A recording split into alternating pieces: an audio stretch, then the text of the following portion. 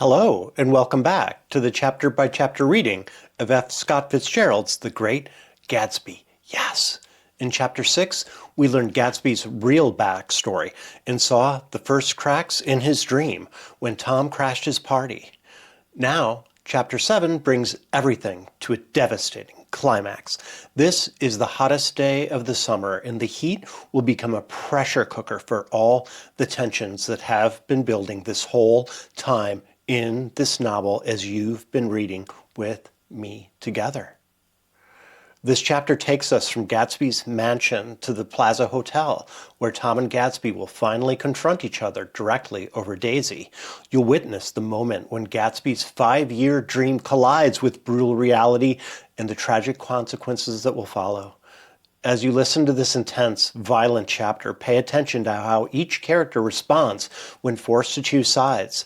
The decisions made here will destroy lives. After this chapter, you'll be ready for my video. After we read this chapter, you'll be ready for video 4 in my analytical series on The Great Gatsby. All right, let's witness the climax. Chapter 7 of The Great Gatsby.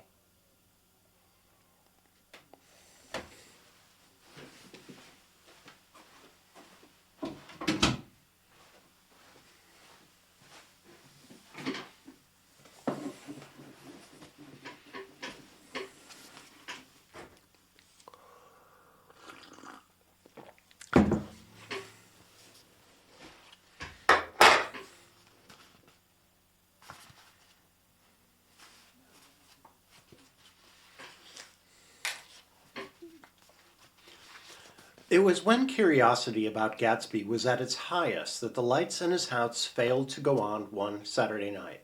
And, as obscurely as it had begun, his career as Trimalchio was over.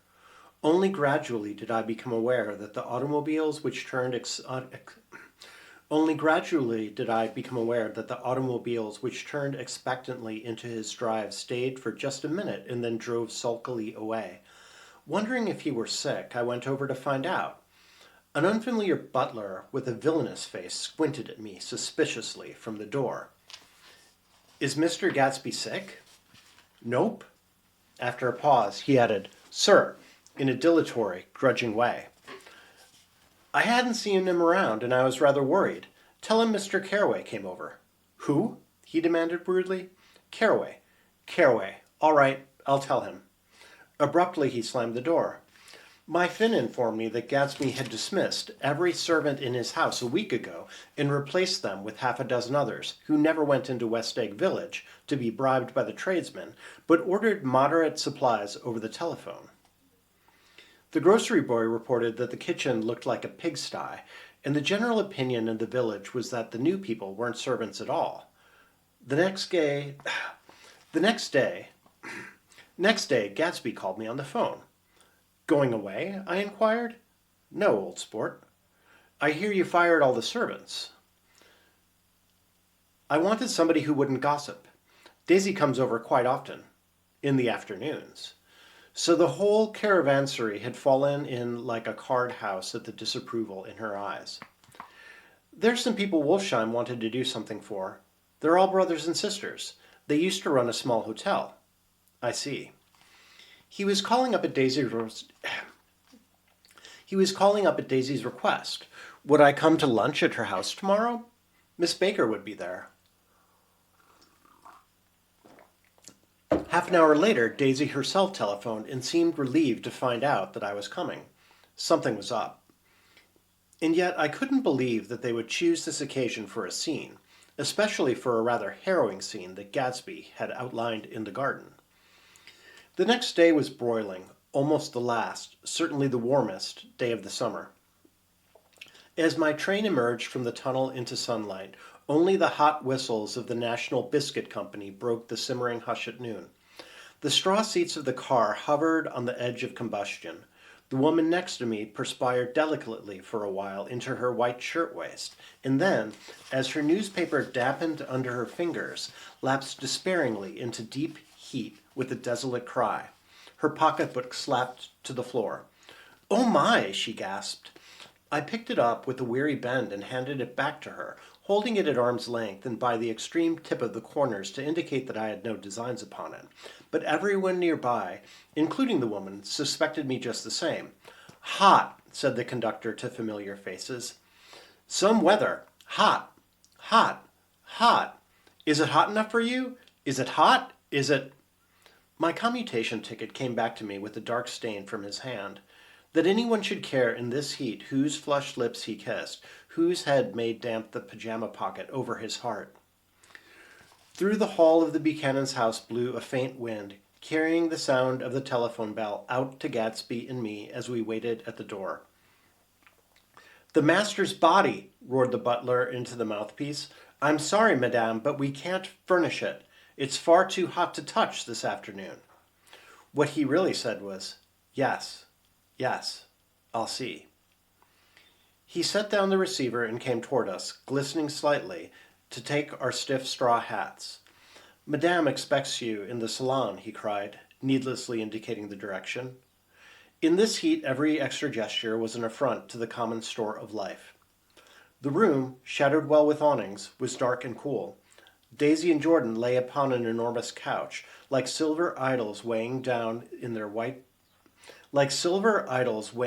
their own white dresses against the singing breeze of the fans. "We can't move," they said together. Jordan's fingers powdered white over their tan, rested for a moment in mine. "And Mr. Thomas Buchanan, the athlete?" I inquired. Simultaneously, I heard his gruff, muffled, husky. Simultaneously, I heard his voice, gruff, muffled, husky, at the hall telephone. Gatsby stood in the center of the crimson carpet and gazed around with fascinated eyes. Daisy watched him and laughed, her sweet, exciting laugh. A tiny gust of powder rose from her bosom into the air. "The rumor is," whispered Jordan, "that that's Tom's girl on the telephone." We were silent. The voice in the hall rose high with annoyance. "Very well, then, I won't sell you the car at all. I'm under no obligations to you at all. And as for your bothering me about it at lunchtime, I won't stand that at all." "Holding down the receiver," said Daisy cynically. "No, he's not," I assured her. "It's a bona fide deal. I happen to know about it."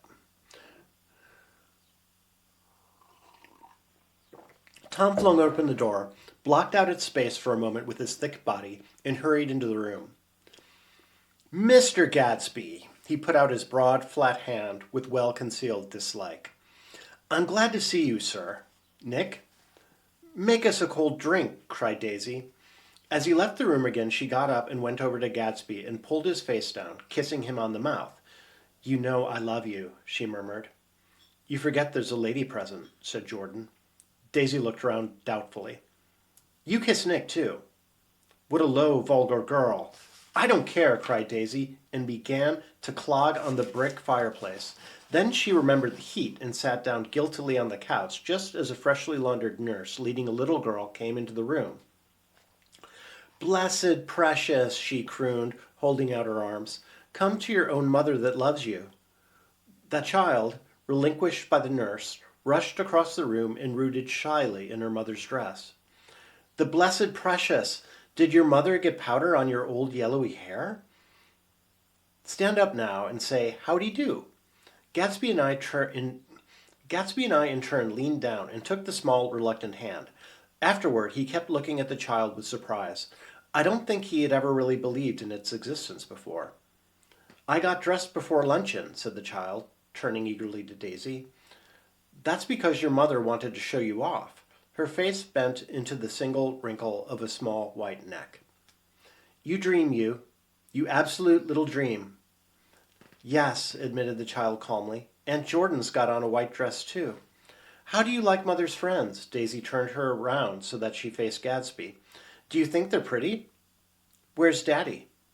"She doesn't look like her father," explained Daisy. "She looks like me. She's got my hair in the shape of the face." Daisy sat back upon the couch. The nurse took a step forward and held out her hand. "Come, Pammy." "Goodbye, sweetheart. With a reluctant backward glance, the well-disciplined child held to her nurse's hand and was pulled out the door, just as Tom came back, preceding 4 gin rickeys that clicked full of ice. Gatsby took up his drink. "They certainly look cool," he said, with visible tension. We drank in long, greedy swallows. "I read somewhere that the sun's getting hotter every year," said Tom genially. "It seems that pretty soon the Earth's going to fall into the sun. Or wait a minute, it's just the opposite. The sun's getting colder every year." "Come outside," he suggested to Gatsby. "I'd like you to have a look at the place." I went with them out to the veranda. On the green Sound, stagnant in the heat, one small sail crawled slowly toward the fresher sea. Gatsby's eyes followed it momentarily. He raised his hands and pointed across the bay. "I'm right across from you." "So you are." Our eyes lifted over the rose beds and the hot lawn and the weedy refuse of the dog days along shore. Slowly the white wings of the boat moved against the blue, cool limit of the sky. Ahead lay the scalloped ocean and the abounding Blessed Isles. "There's sport for you," said Tom, nodding. "I'd like to be out there with him for about an hour." I'll be right back.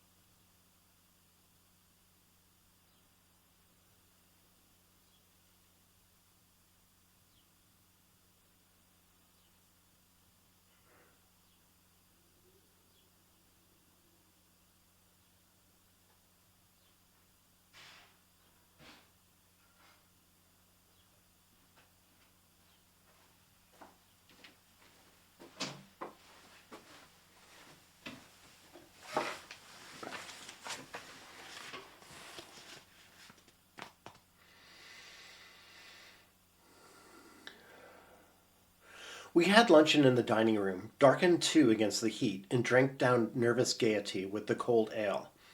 "What'll we do with ourselves this afternoon?" cried Daisy. "And the day after that? In the next 30 years?" "Don't be morbid," Jordan said. "Life starts all over again when it gets crisp in the fall." "But it's so hot," insisted Daisy, on the verge of tears, "and everything's so confused. Let's all go to town." Her voice struggled on through the heat, beating against it, molding its senselessness into forms. "I've heard of making a garage out of a stable," Tom was saying to Gatsby, "but I'm the first man who ever made a stable out of a garage." "Who wants to go to town?" demanded Daisy insistently. Gatsby's eyes floated toward her. "Ah," she cried, "she looks so cool." Their eyes met, and they stared at each other together. Their eyes met, and they stared together at each other, alone in space. With an effort, she glanced down at the table. "You always look so cool," she repeated. She had told him that she loved him, and Tom Buchanan saw. He was astounded. His mouth opened a little, and he looked at Gatsby and then back at Daisy as if he had just recognized her as someone he knew a long time ago. "You resemble the advertisement of the Man," she went on innocently. "You know, the advertisement of the Man—" "All right," broke in Tom quickly. "I'm perfectly willing to go to town. Come on, we're all going to town." He got up, his eyes still flashing between Gatsby and his wife. No one moved. "Come on." His temper cracked a little. What's the matter anyhow? If we're going to go to town, let's start."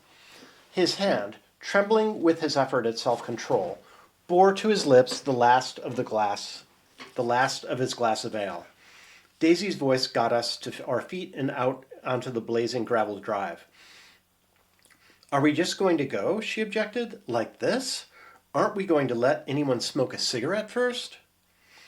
"Everybody smoked all through lunch." "Oh, let's have fun," she begged him. "It's too hot to fuss." He didn't answer. "Have it your own way," she said. "Come on, Jordan." They went upstairs to get ready while the three men stood there shuffling the hot pebbles with our feet. They went upstairs to get ready while we three men stood there shuffling the hot pebbles with our feet. The silver curve of the moon hovered already in the western sky. Gatsby started to speak, changed his mind, but not before Tom wheeled and faced him expectantly. "Pardon me?" "Have you got your stables here?" asked Gadsby with an effort. "About a quarter of a mile down the road." "Oh." A pause. "I don't see the idea of going to town," broke out Tom savagely. "Women get these notions into their head. Shall we take anything to drink?" called Daisy from an upper window. I'll get some whiskey," answered Tom. He went inside. Gadsby turned to me rigidly. "I can't say anything in this house, old sport." "I can't say anything in his house, old sport." "She's got an indiscreet voice," I remarked. "It's full of—" I hesitated. "Her voice is full of money," he said suddenly. That was it. I'd never understood it before. It was full of money. That was the inexhaustible charm that rose and fell in it, the jingle of it, the symbol's song of it. High in a white palace, the king's daughter, the golden girl.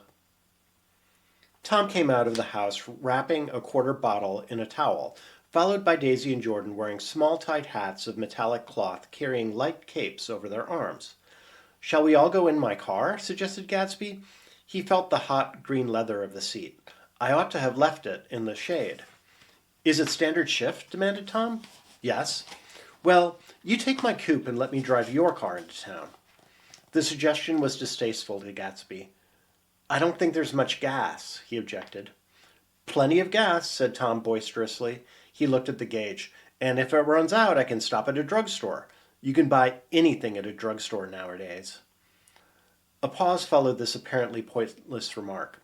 Daisy looked at Tom frowning, and an indefinable expression, at once definitely unfamiliar and vaguely recognizable, as if I had only heard it described in words, passed over Gadsby's face. "Come on, Daisy," said Tom, pressing her with his hand toward Gatsby's car. "I'll take you in this circus wagon." He opened the door, and she moved out from the circle of his arm. "You take Nick and Jordan. We'll follow you in the coupe." She walked close to Gadsby, touching his coat with her hand. Jordan and Tom and I got into the front seat of Gatsby's car. Tom pushed the unfamiliar gears tentatively, and we shot off into the oppressive heat, leaving them out of the sight behind. "Did you see that?" demanded Tom. "See what?" He looked at me keenly, realizing that Jordan and I must have known all along. "You think I'm pretty dumb, don't you?" he suggested. "Perhaps I am, but I have almost a second sight sometimes that tells me what to do. Maybe you don't believe that, but science—" He paused. The immediate contingency overtook him, pulled him back from the edge of the theoretical abyss. "I've made a small investigation of this fellow," he continued. "I could have gone deeper if I'd known." "Do you mean you've been to a medium?" inquired Jordan humorously. "What?" Confused, he stared at us as we laughed. "A medium?" "About Gadsby."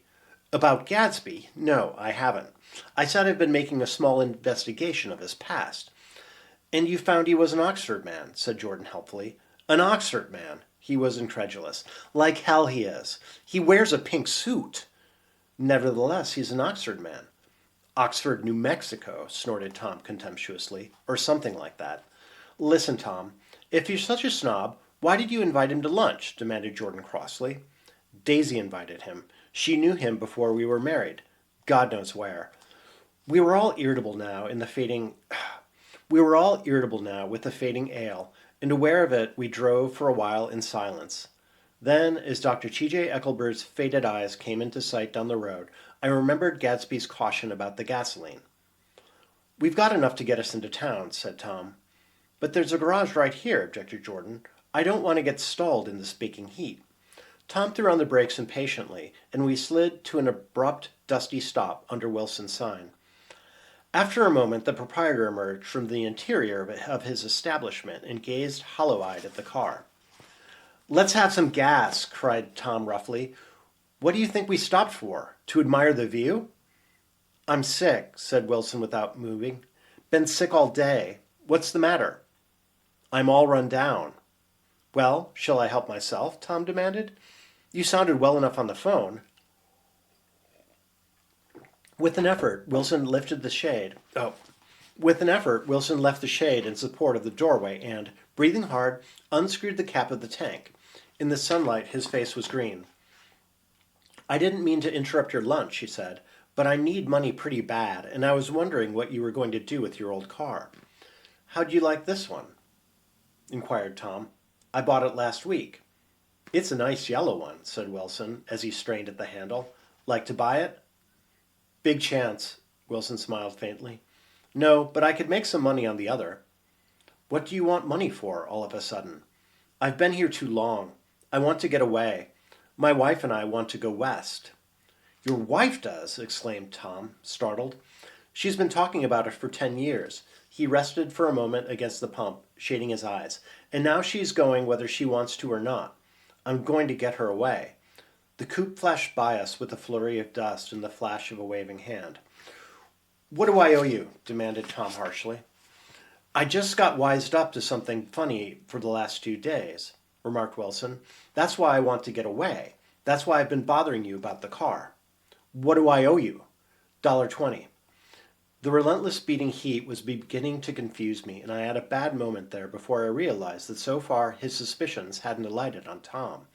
He had discovered that Myrtle had some sort of life apart from him in another world, and the shock made him physically sick.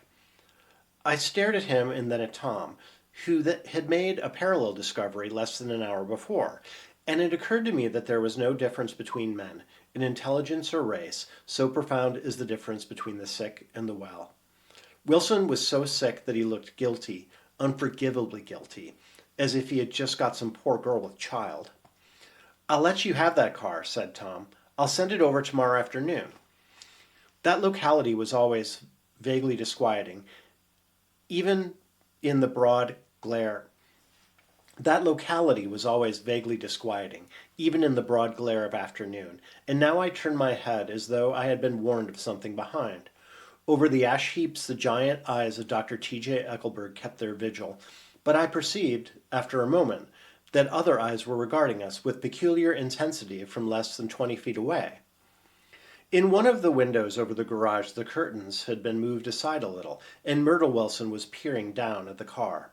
So engrossed was she that she had no consciousness of being observed, and one emotion after another crept into her face like objects into a slowly developing picture.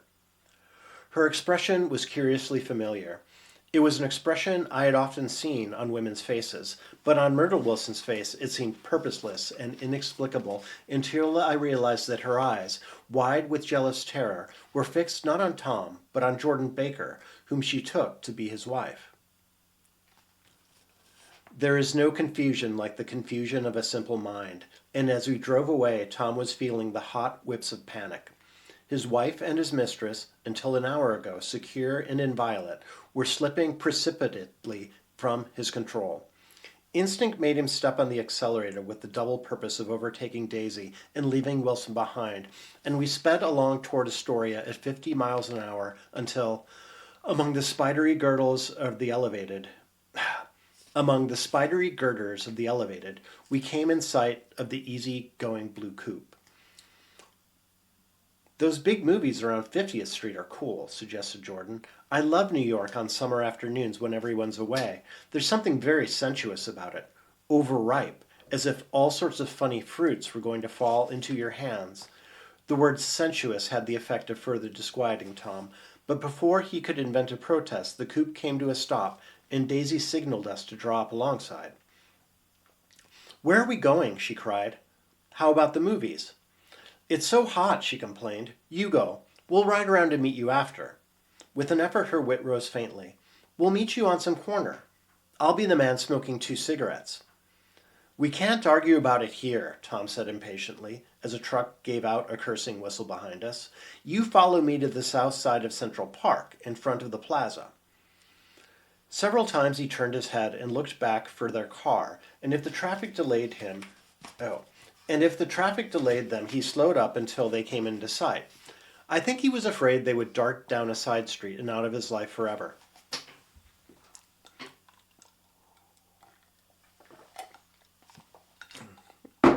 But they didn't. And we all took the less explicable step of engaging the parlor of a suite in the Plaza Hotel. The prolonged and tumultuous argument that ended by herding us into that room eludes me, though I have a sharp physical memory that, in the course of it, my underwear kept climbing like a damp snake around my legs, and intermittent beads of sweat raced cool across my back.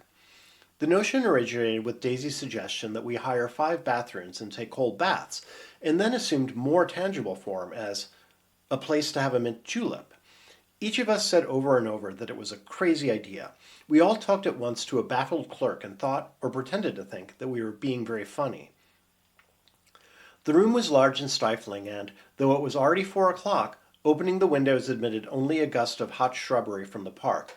Daisy went to the mirror and stood with her back to us, fixing her hair. "It's a swell suite," whispered Jordan respectfully, and everyone laughed. "Open another window," commanded Daisy, without turning around. "There aren't any more." "Well, we'd better telephone for an axe." "The thing to do is to forget about the heat," said Tom impatiently. "You make it 10 times worse by crabbing about it." He unrolled the bottle of whiskey from the towel and put it on the table.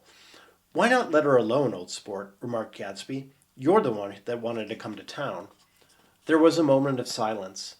The telephone book slipped from its nail and splashed to the floor, whereupon Jordan whispered, "Excuse me," but this time no one laughed. "I'll pick it up," I offered. "I've got it." Gatsby examined the parted string, muttered "hum" in an interested way, and tossed the book on a chair. "That's a great expression of yours, isn't it?" said Tom sharply. "What is?" "All this old sport business. Where'd you pick that up?" "Now see here, Tom," said Daisy, turning around with the mirror. "If you're going to make personal remarks, I won't stay here a minute. Call up and order some ice for the mint julep." As Tom took up the receiver, the compressed heat exploded into sound, and we were listening to the portentous chords of Mendelssohn's Wedding March from the ballroom below. "Imagine marrying anybody in this heat," cried Jordan dismally. "Still, I was married in the middle of June," Daisy remembered. "Louisville in June. Somebody fainted." "Who was it fainted, Tom?" "Biloxi," he answered shortly. "A man named Biloxi. Biloxi. And he made boxes. And that's a fact. And he was from Biloxi, Tennessee." "They carried him into my house," appended Jordan, "because we lived just 2 doors from the church. And he stayed 3 weeks until Daddy told him he had to get out. The day after he left, Daddy died." After a moment she added, as if it might have sounded irreverent, "There wasn't any connection." "I used to know a Bill Biloxi from Memphis," I remarked. "That was his cousin. I knew his whole family history before he left. He gave me an aluminium putter that I use today." The music had died down as the ceremony began, and now a long cheer floated in at the window, followed by intermittent cries of "Yay, hey, hey," and finally a burst of jazz as the dancing began. "We're getting old," said Daisy. "If we were young, we'd rise and dance." "Remember Biloxi," Jordan warned her. "Where do you know him, Tom?" "Biloxi?" He concentrated with an effort. "I didn't know him. He was a friend of Daisy's." "He was not," she denied. "I'd never seen him before. He came down in the private car." "Well, he said he knew you. He said he was raised in Louisville. Asa Bird brought him round at the last minute and asked if we had room for him." Jordan smiled. "He was probably bumming his way home. He told me he was president of your class at Yale." Tom and I looked at each other blankly. "Biloxi?" "First place, we didn't have any president." Gatsby's foot beat a short, restless tattoo, and Tom eyed him suddenly. "By the way, Mr. Gatsby, I understand you're an Oxford man."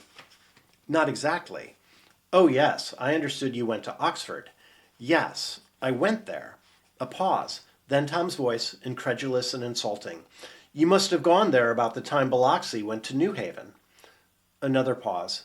A waiter knocked and came in with crushed mint and ice, but the silence was unbroken by his "thank you" and the soft closing of the door. This tremendous detail was to be cleared up at last. "I told you I went there," said Gatsby. "I heard you, but I'd like to know when." "It was in 1919. I only stayed 5 months. That's why I can't really call myself an Oxford man." Tom glanced round to see if we mirrored his unbelief. But we were all looking at Gatsby. "It was an opportunity they gave some of the officers after the armistice," he continued. "We could go to any of the universities in England or France." I wanted to get up and slap him on the back. I had one of those renewals of complete faith in him that I'd experienced before. Daisy rose, smiling faintly, and went to the table. "Open the whiskey, Tom," she ordered, "and I'll make you a mint julep. Then you won't seem so stupid to yourself. Look at the mint." "Wait a minute," snapped Tom.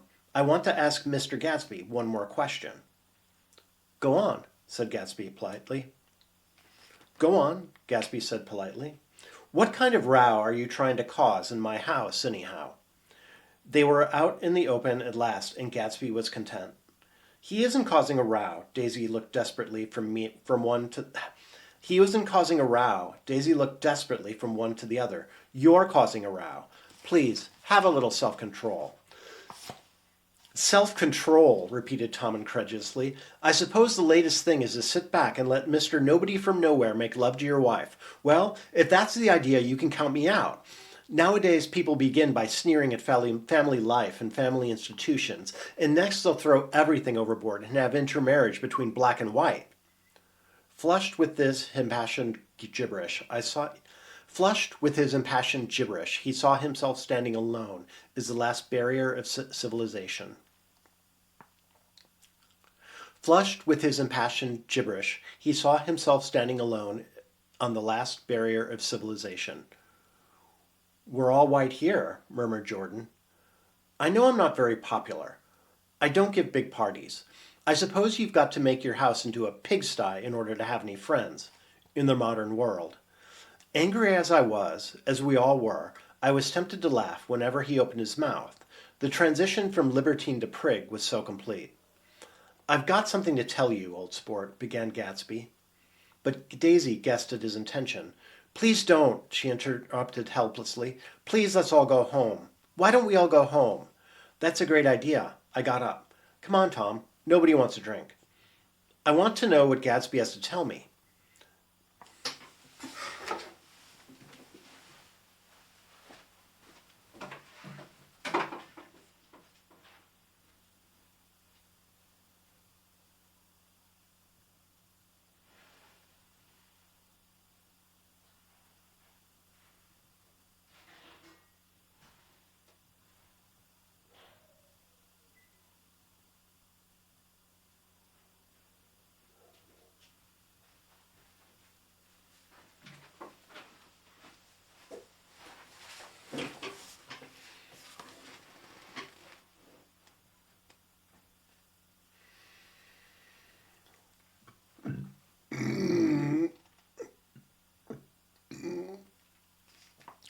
"Your wife doesn't love you," said Gatsby. "She's never loved you.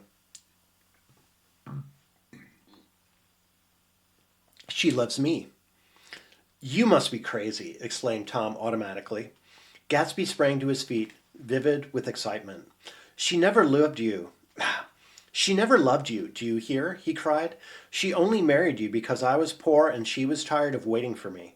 It was a terrible mistake, but in her heart she never loved anyone except me."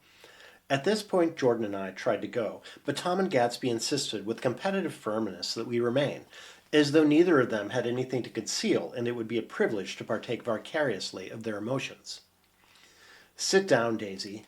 Tom's voice groped unsuccessfully for the paternal note. "What's been going on? I want to hear all about it."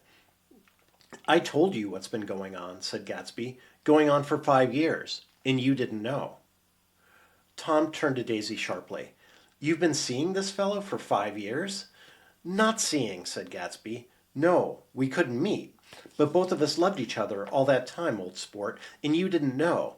I used to laugh sometimes, but there is no laughter in his eyes, to think that you didn't know."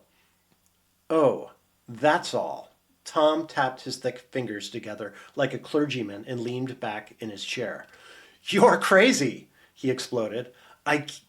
You're crazy, he exploded. I can't speak about what happened 5 years ago because I didn't know Daisy then, and I'll be damned if I see how you got within a mile of her unless you brought the groceries to the back door.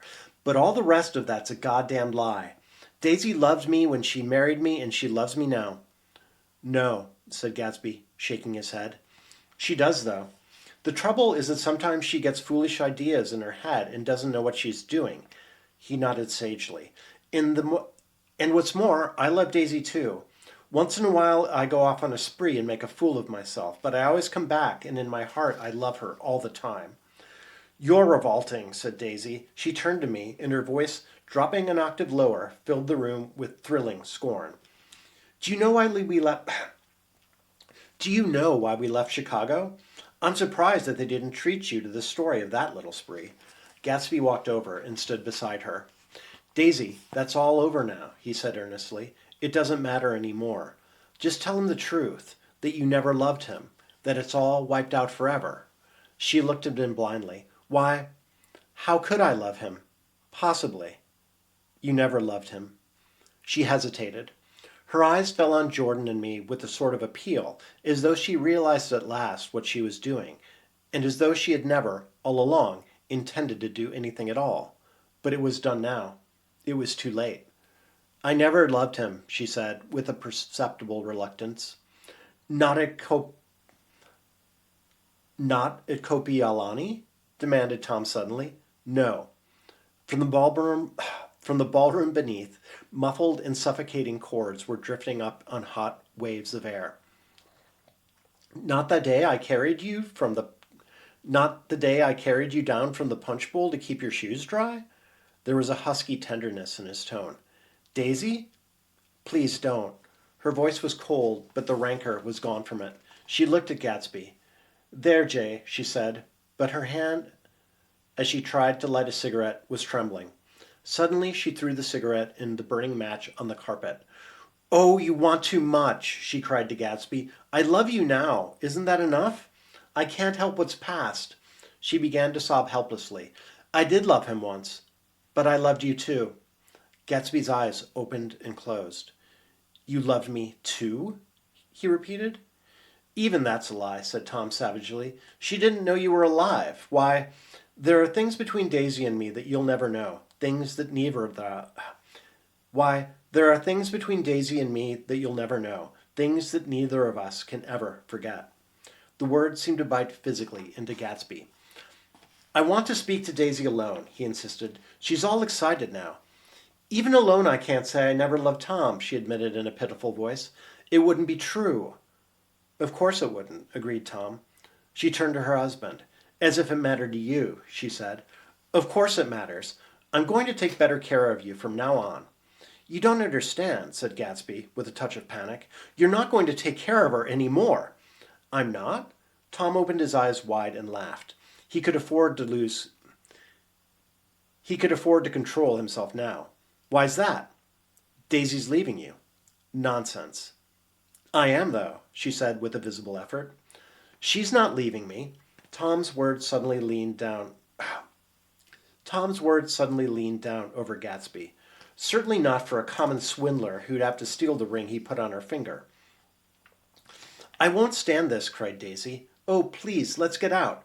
Who are you, anyhow? Broke out Tom. You're one of that bunch that hangs around with Meyer Wolfsheim.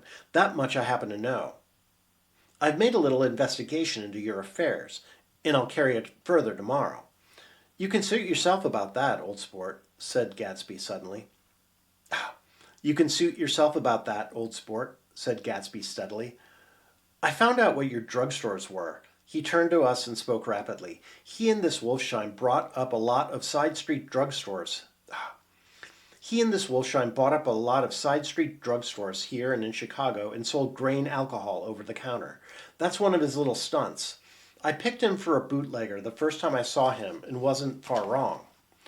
What about it? Said Gatsby politely. I guess your friend Walter Chase wasn't too proud to come in on it. And you left him in the lurch, didn't you? You let him go to jail for a month over in New Jersey. God, you ought to hear Walter on the subject of you. He came to us dead broke. He was very glad to pick up some money, old sport. Don't you call me old sport, cried Tom. Gatsby said nothing. Walter could have you up on the betting laws too, but Wolsheim scared him into shutting his mouth. That unfamiliar yet recognizable look was back again in Gatsby's face. That drugstore business was just small change, continued Tom slowly, but you've got something on now that Walter's afraid to tell me about. I glanced at Daisy, who was staring terrified between Gatsby and her husband, and at Jordan, who had begun to balance an invisible but absorbing object on the tip of her chin. Then I turned back to Gatsby, and was startled at his expression. He looked, and this is said in all contempt for the babbled slander of his garden, as if he had killed a man. For a moment the set of his face could be described in just that fantastic way. It passed, and he began to talk excitedly to Daisy, denying everything, defending his name against accusations that had not been made. But with every word she was drawing further and further into herself, so he gave that up, and only the dead dream fought on as the afternoon slipped away, trying to touch what was no longer tangible, struggling unhappily, undespairingly, toward that lost voice across the room. The voice begged again to go. Please, Tom, I can't stand this anymore. Her frightened eyes told that whatever intentions, whatever courage she had had, were definitely gone. You two start on home, Daisy, said Tom, in Mr. Gatsby's car. She looked at Tom, alarmed now, but he insisted with magnanimous scorn. Go on. He won't annoy you. I think he realized that his presumptuous little flirtation is over. They were gone, without a word, snapped out, made accidental, isolated, like ghosts, even from our pity. After a moment, Tom got up and began wrapping the unopened bottle of whiskey in the towel. Want any of this stuff? Jordan? Nick? I didn't answer. Nick? He asked again. What? Want any? No. I just remembered that today's my birthday. I was 30. Before me stretched the portentous, menacing road of a new decade. It was 7 o'clock when we got into the coupe with him and started for Long Island. Tom talked incessantly, exulting and laughing, but his voice was as remote from Jordan and me as the foreign clamor on the sidewalk and the tumult of the elevated overhead. Human sympathy has its limits, and we were content to let all their tragic arguments fade with the city lights behind. 30. The promise of a decade of loneliness, a thinning list of single men to know, a thinning briefcase of enthusiasm, thinning hair. But there was Jordan beside me, who, unlike Daisy, was too wise ever to carry the well-forgotten dreams from age to age. As we passed over the dark bridge, her wan face fell lazily against my cold shoulder, and the formidable stroke of 30 died away with the reassuring pressure of her hand. So we drove on toward death through the cooling twilight.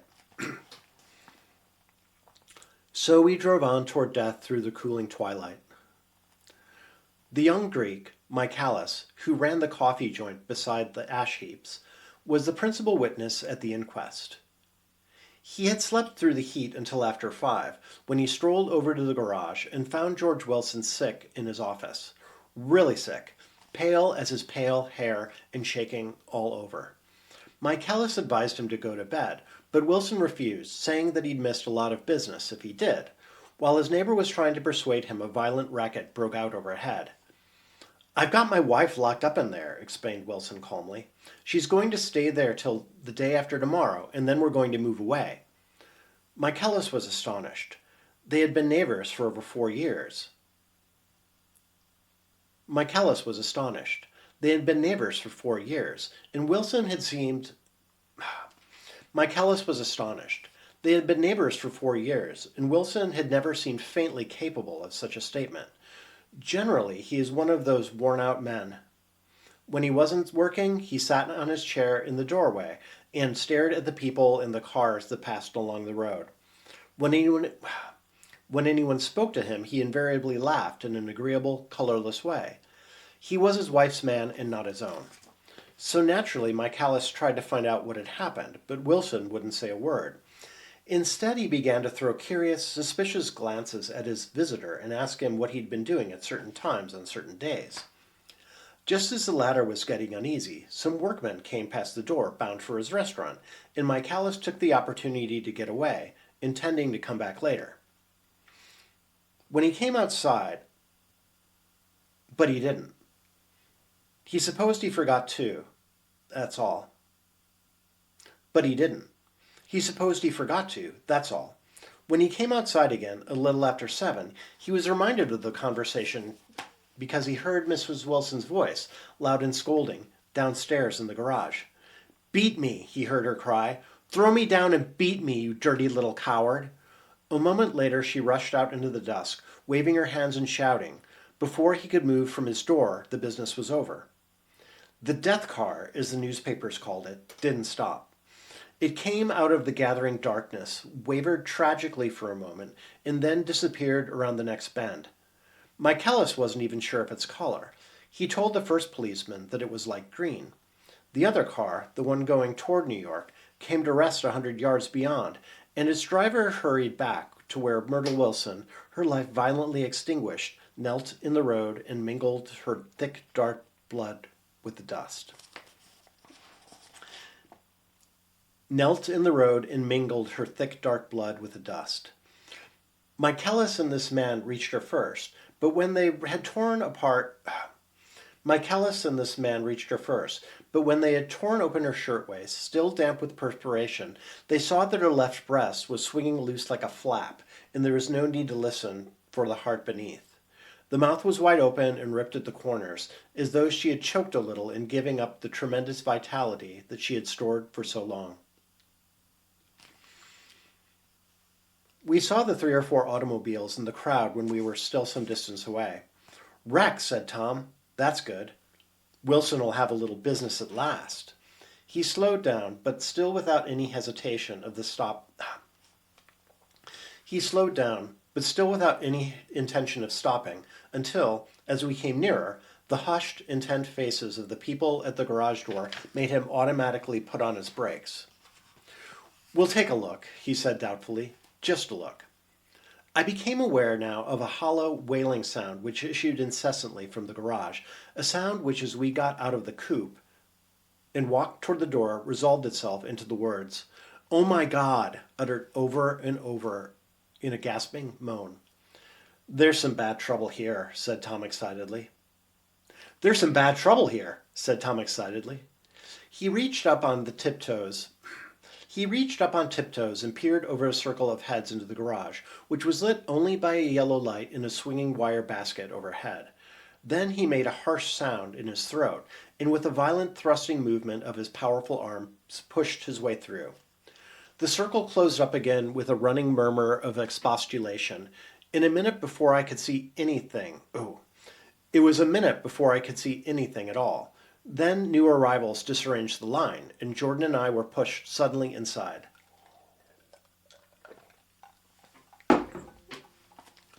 Myrtle Wilson's body, wrapped in a blanket, and then in another blanket, as though she had suffered from a chill in the hot night, lay on a work table by the wall, and Tom, with his back to us, was bending over it, motionless. Next to him stood a motorcycle policeman taking down names with much sweat and correction in a little book. At first I couldn't find the source of the high, groaning words that echoed clamorously through the bare garage.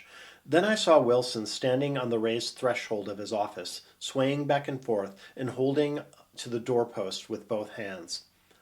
Some man was talking to him in a low voice and attempting, from time to time, to lay a hand on his shoulder, but Wilson neither heard nor saw. His eyes would drop slowly from the swinging light to the laden table by the wall, and then jerk back to the light again, and he gave out incessantly his high, horrible call. "Oh my God! Oh my God! Oh my God! Oh my God!" Presently Tom lifted his head with a jerk and, after staring around the garage with glazed eyes, addressed a mumbled, incoherent remark to the policeman. "M-A-V, the policeman was saying. "O, no, R," corrected the man. "M-A-V-O-R. Listen to me," muttered Tom fiercely. "O," said the... "Oh. R," said the policeman. "O, G, G." He looked up at Tom's broad hand. He looked up as Tom's broad hand fell sharply on his shoulder. "What do you want, fella?" "What happened? That's what I want to know." "Auto hit her. Instantly killed." Instantly killed, repeated Tom, staring. She ran out in a road. Son of a bitch didn't even stop his car. There was 2 cars, said Mike Hallis. One comin', one goin', see? Going where? Asked the policeman keenly. One going each way. Well, she... His hand rose toward the blankets, but stopped halfway and fell to his side. She ran out there, and the one coming from New York knocked right into her, going 30 or 40 miles an hour. What's the name of this place here? Demanded the officer. Hasn't got any name. A pale, well-dressed Negro stepped near. It was a pale, well-dressed Negro stepped near. It was a yellow car, he said. Big yellow car. New. See the accident? Asked the policeman. No, but the car passed me down the road, going faster than 40. Going 50, 60. Come here and let's have your name. Look out now. I want to get his name. Some words of this conversation must have reached Wilson, swaying in the office door, for suddenly a new theme found voice among his gasping cries. You don't have to tell me what car it was. I know what kind of car it was. Watching Tom, I saw the wad of muscle back of his shoulder tighten under his coat. He walked quickly over to Wilson and, standing in front of him, seized him firmly by the upper arms. You've got to pull yourself together, he said with soothing gruffness. You've got to pull yourself together, he said with soothing gruffness. Wilson's eyes fell upon Tom. He started up on his tiptoes and then would have collapsed on his knees had not Tom held him upright. Listen, said Tom, shaking him a little. I just got here a minute ago, from New York. I was bringing you that coupe we've been talking about. That yellow car I was driving this afternoon wasn't mine. Do you hear? I haven't seen it all afternoon.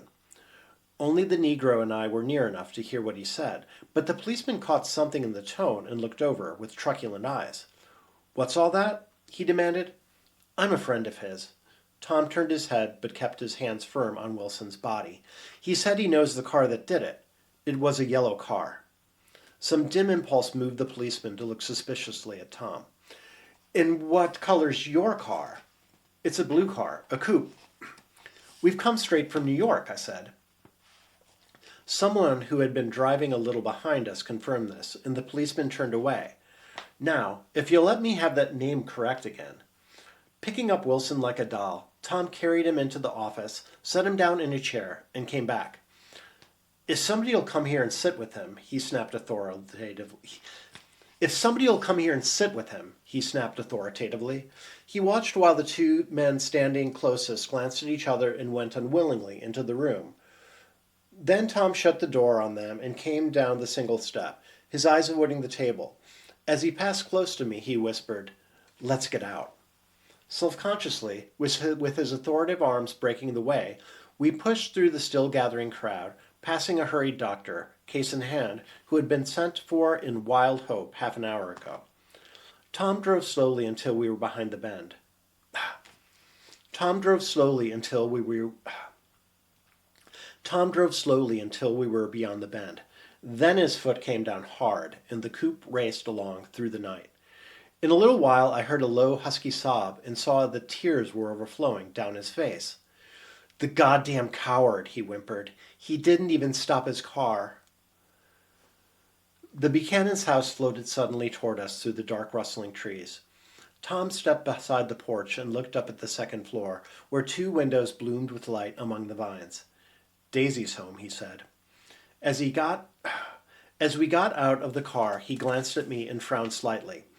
I ought to have dropped you in West Egg, Nick. There's nothing we can do tonight. A change had come over him, and he spoke gravely and with decision. As we walked across the moonlit gravel to the porch, he disposed of the situation with a few brisk phrases. I'll telephone for a taxi to take you home, and while you're waiting, you and Jordan better go in the kitchen and have them get some supper, if you want any. He opened the door. Come in. No, thanks, but I'd be glad if you ordered me the taxi. I'll wait outside. Jordan put her hand on my arm. Won't you come in, Nick? No, thanks. I was feeling a little sick and I wanted to be alone, but Jordan lingered for a moment more. It's only 9:30, she said. I'd be damned if I'd go in. I'd had enough of all of them for one day, and suddenly that included Jordan too. She must have seen something of this in my expression, for she turned abruptly away and ran up the porch steps into the house. I sat down for a few minutes with my head in my hands until I heard the phone taken up inside and the butler's voice calling a taxi. Then I walked slowly then I walked slowly down the drive away from the house, intending to wait by the gate. I hadn't gone 20 yards when I heard my name and Gatsby stepped from between two bushes into the path. I must have felt pretty weird by that time, because I could think of nothing except the luminosity of his pink suit under the moon. "What are you doing?" I inquired. "Just standing here, old sport." Somehow, that seemed a despicable occupation. For all I knew, he was going to rob the house in a moment. I wouldn't have been surprised to see sinister faces, the faces of Woolshine's people, behind him in the dark shrubbery. "Did you see any trouble on the road?" he asked after a minute. "Yes." He hesitated. "Was she killed?" "Yes." "I thought so. I told Daisy I thought so. It's better that the shock should all come at once. She stood it pretty well." He spoke as if Daisy's reaction was the only thing that mattered. "I got to West Egg by a side road," he went on, "and left the car in my garage. I don't think anybody saw us, but of course I can't be sure. I disliked him so much by this time that I didn't find it necessary to tell him he was wrong." "Who was the woman?" he inquired. "Her name was Wilson. Her husband owns the garage. How the devil did it happen?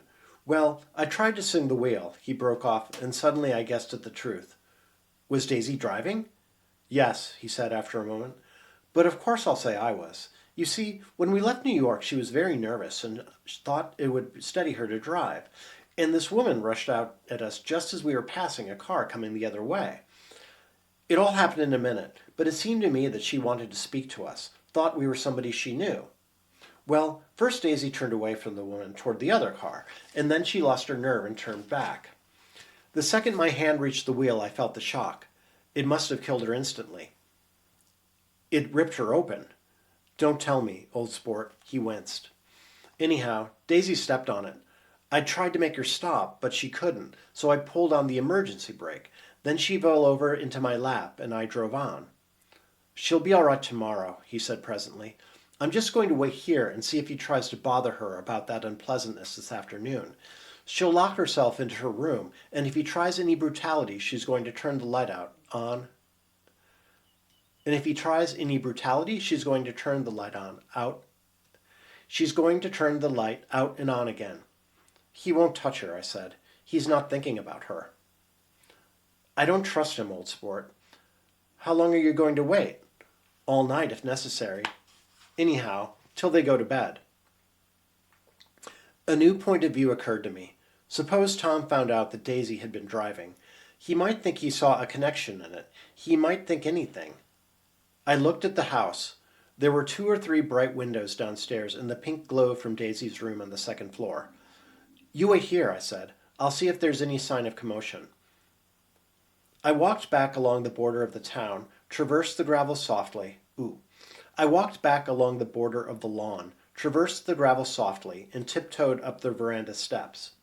The drawing-room curtains were open, and I saw that the room was empty.